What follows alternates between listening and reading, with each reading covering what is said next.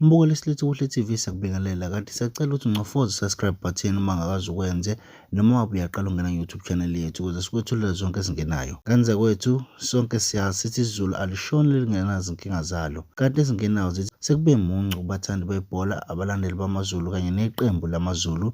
Lokhu kuze emveni kokuba iqembu lamaZulu likhiphe istatimende lisibhekise ezinkundleni zokuxhumana kubathandi bebhola nakona wonke umuntu wonkana ongumthandi wamaZulu ukuthi sebeyigubuzelwe yifu elingelihle lokudlula emhlabeni komgadli walo uBonginkosi Ntuli.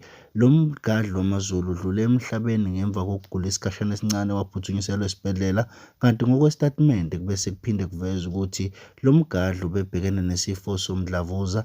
Lokhu kusemveni kokuba ulwazi olwethulwe odokotela kanti bese kushaqisa kakhulu ngokwedlula emhlabeni kwaBonginkosi Ntuli oneminyaka elinganiselwa kwengu-31 ukuthi akunsuku ezingakanani ibonakala ezinkundleni zokuxhumana eshada nosekwethusa ukuthi useshiye unkosikazi wakhe kanjalo nje. Kanti-ke Isililo kuhle TV sedlulisa amazwi enduduzo emndenini wakhe, abathandi bamaZulu kanye nawo wonke othe wathinteka ezinhliziyweni. Mbukeli Isililo kuhle TV thokozela nanka amavidiyo akhe sikucaphunele wona. Sanibonani, igama lami Ntuli, AMAZULU player. Ngizofuna ukucacisa nje ngebhola labo kick-off ukuthi izinto ekade ibhola lapho angizikhulumanga. Ngiyazi ukuthi abalandeli bathukile uma bebona nebhola lapha ngokusebenzisa igama lami, but ngizocela ukuxolisa ngokusebenzisa igama lami. Ngiyazi ukuthi ngisane 3 years la kumaZulu and ngicommitted, ngisahappy la kumaZulu. Be promising here as Chawapiwa races into the box. Good ball, yeah! And a better goal against another play. It's AMAZULU.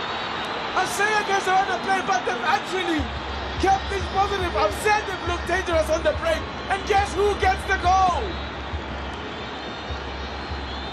Ntuli, the usual suspect. 12 goals now for Lesotho this season, and there is a real turn-up for the books. Well, we have been talking about the counter-attack where you utilize the options that you've got and it becomes a game of seconds. And Chiefs will regret this because they were disorganized from that midfield. They lost the ball in that midfield and they're saying they believe in that. Look at this ball that was headed back by Cardoso. Look at the numbers. Chiefs had the numbers to deal with this. But again, there was so much ball watching. But you've got to credit Chawapiwa. But this man, deadly, as he's always been this season.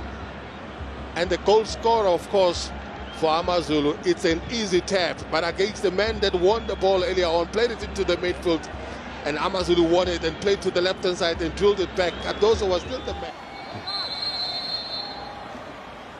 Umunyu Ntuli, he has now scored 4 in this fixture, the KZN derby against his former side.